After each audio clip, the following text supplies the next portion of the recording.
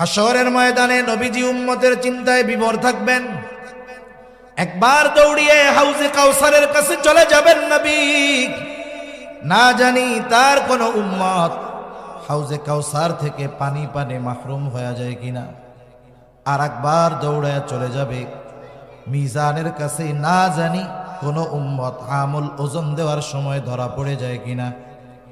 আর একবার দৌড়ায় চলে যাবেন জাহান্নামের কাছে, না জানি কোন উম্মতকে জাহান্নামে দিয়ে দেওয়া হয় কিনা। আবার উম্মতের জন্য সুপারিশের যদি দরকার হয় আল্লাহর দরবারে গিয়ে সিজদায় পড়ে যাবে।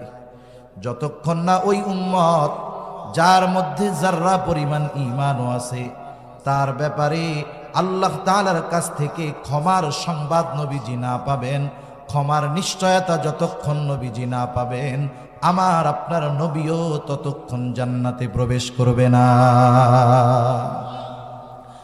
তাহলে বলেন, আমার আপনার সবচাইতে বড় মুসিবতে যে আমার জন্য কল্যাণকামী, তার চাইতে আমাকে আপনাকে কেউ ভালো বেশি বাসতে পারে না, ঠিক কিনা বলেন?